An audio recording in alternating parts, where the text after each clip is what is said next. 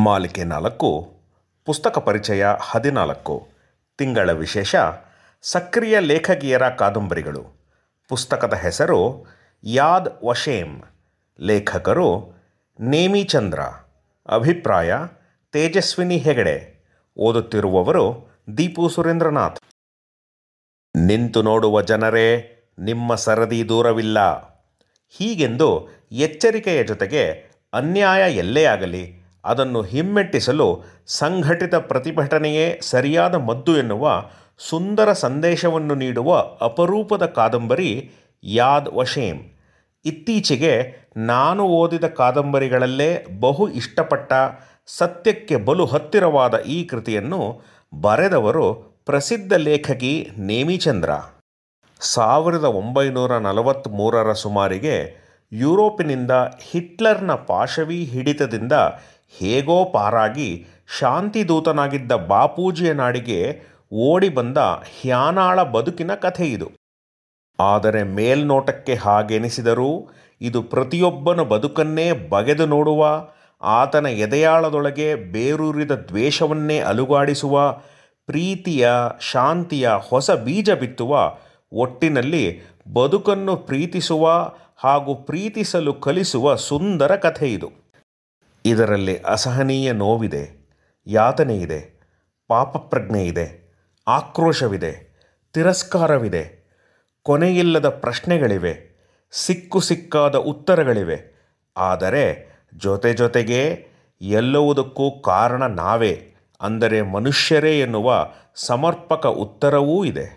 ಅಂದು ನಾಜಿಗಳಿಂದಾಗುತ್ತಿದ್ದ ಅತ್ಯಾಚಾರಗಳಿಂದ ಮುಕ್ತಿಗೊಳಿಸಿರೆಂದು ಜಗತ್ತನ್ನೇ ಮೊರೆಯಿಟ್ಟಿದ್ದರು ಯಹೂದಿಯರು.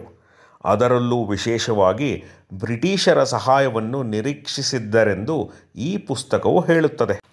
ಆದರೆ ಸಕಾಲದಲ್ಲಿ ನೆರವು ಸಿಗದೆ ಹಿಟ್ಲರ್ನ ನರಮೇಧ ಕ್ಯಾಂಪಿಗೆ ಸುಮಾರು 6 ಮಿಲಿಯನ್ ಅಮಾಯಕ ಯಹೂದಿಯರು ಬಲಿಯಾಗುತ್ತಾರೆ.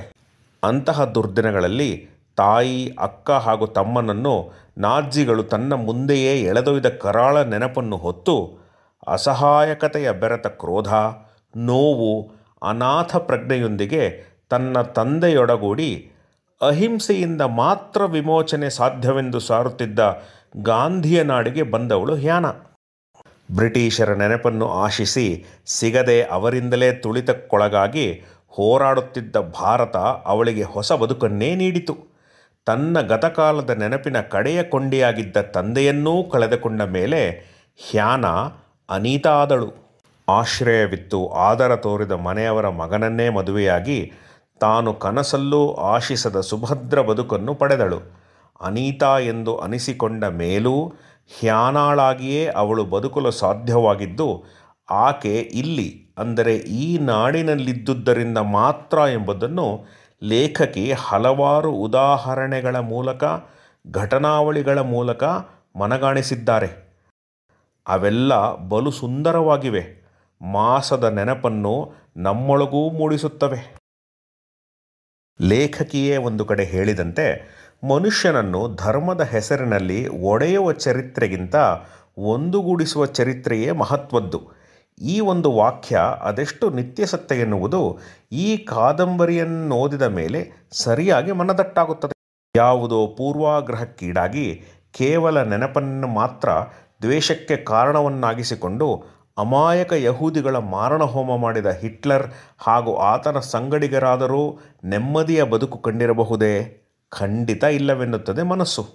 ಬದುಕಬಹುದು ಹಂಚಿಕೊಂಡು, ಬದುಕಬಹುದೇ ಕಿತ್ತುಕೊಂಡು ಎಂದು ಹ್ಯಾನಾಳ ಮೂಲಕ ಪ್ರಶ್ನಿಸುವ ಲೇಖಕಿಯ ಈ ಒಂದು ಪ್ರಶ್ನೆಗೆ ಉತ್ತರವೂ ನಮ್ಮೊಳಗೇ ಅಡಗಿದೆ. ಹಿಟ್ಲರ್ ಅವನ ಜನಾಂಗಕ್ಕೆ ಸ್ವಾತಂತ್ರ್ಯ ಪಡೆದುಕೊಂಡಿದ್ದು ಇತರರ ಸ್ವಾತಂತ್ರ್ಯವನ್ನು ಹರಣ ಮಾಡುವುದರ ಮೂಲಕ. ಆದರೆ ನಾವು ಬಹು ಭಾಗ್ಯಶಾಲಿಗಳು. ನಮ್ಮ ಸ್ವಾತಂತ್ರ್ಯವನ್ನು ಕಸಿದುಕೊಳ್ಳುತ್ತಿದ್ದ ಬ್ರಿಟಿಷರನ್ನು ಅಹಿಂಸಾ ಮಾರ್ಗವನ್ನೇ ಪ್ರಮುಖವಾಗಿ ಅನುಸರಿಸಿ ಹೊರದಬ್ಬಿದೆವು. ನಮ್ಮ ಸ್ವಾತಂತ್ರ್ಯ ಯಾರದೋ ಸ್ವಾತಂತ್ರ್ಯದ ಮೇಲೆ ನಿಂತಿಲ್ಲ ಎನ್ನುವ ಸಮಾಧಾನವಾದರೂ ನಮ್ಮೊಂದಿಗಿದೆ.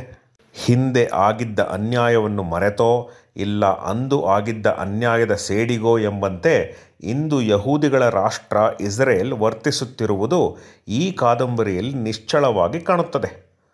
ಒಡೆದು ಆಳುವ ನೀತಿಯನ್ನು ಅನುಸರಿಸುವ ಬ್ರಿಟಿಷರು 1948ರಲ್ಲಿ ಯಹೂದಿಗಳಿಗಾಗಿಯೇ ಅಂದು ಮುಸಲ್ಮಾನರು ಆಳುತ್ತಿದ್ದ ಪ್ಯಾಲೆಸ್ಟೈನ್ ಅನ್ನು ನೀಡುತ್ತಾರೆ. ಅಲ್ಲಿದ್ದ ಮುಸಲ್ಮಾನರನ್ನು ಹೊರಗಟ್ಟುವ ಯಹೂದಿಗಳು ಇಸ್ರೇಲನ್ನು ಸ್ಥಾಪಿಸುತ್ತಾರೆ.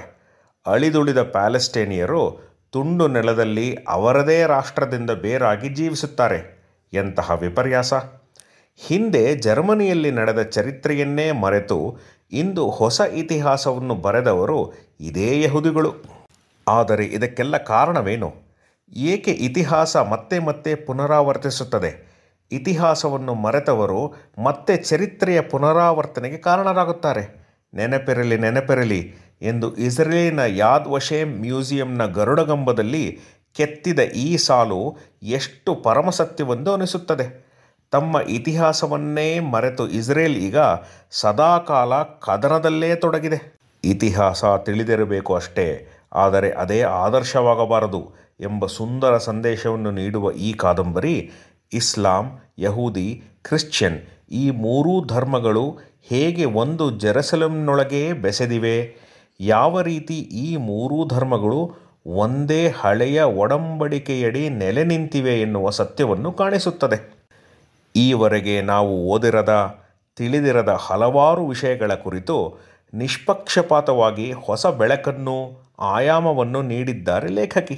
ನಮ್ಮ ನಡುವೆ ಕೂಡ ಹುಟ್ಟಿಬಿಡಬಲ್ಲ, ನಮ್ಮೊಳಗೆಯೇ ಜನಿಸಿಬಿಡಬಲ್ಲ ಹಿಟ್ಲರ್ನನ್ನು ತಡೆಯುವ ಹೊಣೆ ನಮ್ಮದು ಎನ್ನುವ ಸುಂದರ ಅಪೂರ್ವ ಸಂದೇಶವನ್ನು ನೀಡುವ ಯಾದ್ ವಶೇಮ್ ಎಲ್ಲರೂ ಓದಬೇಕಾದ, ಸಂಗ್ರಹಕ್ಕೆ ಯೋಗ್ಯವಾದ ಅತ್ಯುತ್ತಮ ಪುಸ್ತಕ ಎನ್ನಲು ಯಾವುದೇ ಸಂಶಯವಿಲ್ಲ. ನೀವು ಓದಿ ಆನಂದಿಸಿ. ಧನ್ಯವಾದಗಳು.